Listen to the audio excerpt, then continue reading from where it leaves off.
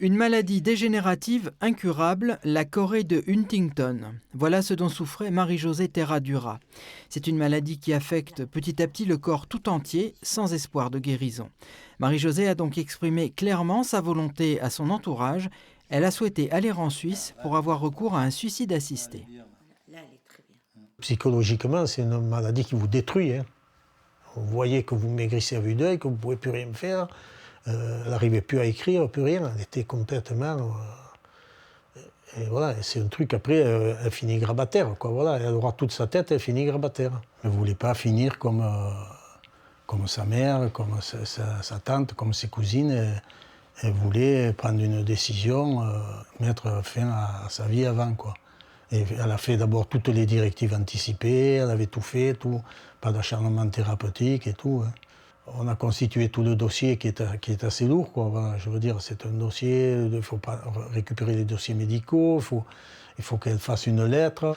Dès qu'on a eu le feu vert, elle a demandé une date la plus proche possible pour aller en Suisse. Et c'est moi qui organise tout, alors c'est très très dur parce que ils vous disent qu'il ne faut pas penser à ça, mais bon, j'organise quand même le suicide de mon épouse. C'est dur, dur, dur. Et bon, là, on a tout organisé, billets d'avion et tout, l'hôtel, réserver l'hôtel et tout. Elle l'a fait avec vous, tout ça? Mais elle n'était plus capable de faire ça. C'est moi qui ai tout fait tout seul. Quand on arrive le premier jour, de suite, il y a un premier docteur qui vient, elle discute pendant un moment pour voir, ils veulent voir si elle est toujours décidée, quoi, voilà. Le lendemain, il y a un psychiatre qui vient. Ce suicide assisté a eu lieu début juin, en Suisse. L'époux de Marie-Josée Terradura a souhaité rendre publiques ces images et ces photos prises là-bas, pour bien montrer à tous que sa femme souhaitait mourir en toute conscience. Je vais te poser une question. Est-ce que tu es heureuse de partir? Oh oui, j'attendais ce moment avec impatience, plus qu'impatience. Ils ont mis tous les produits qu'il fallait, etc., pour l'apaiser déjà un petit peu et tout.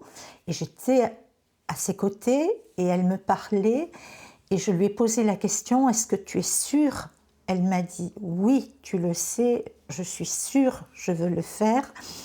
Et à ce moment-là, si vous voulez, elle me dit, est-ce que tu crois que je vais m'endormir, Nicole? Parce que regarde, je ne m'endors pas. Et l'infirmière qui était à nos côtés a entendu, elle est venue à mes côtés, puisque je lui donnais la main, et elle lui a dit, si vous voulez vous endormir définitivement, c'est vous qui décidez. Vous avez un bouton, au moment où vous appuyez le bouton, vous vous endormez définitivement. Et elle m'a regardée, elle m'a dit « je t'aime », elle a appuyé. Elle avait tellement peur que ça ne se passe pas, qu'au moment où c'est arrivé, c'était presque dans la joie pour elle.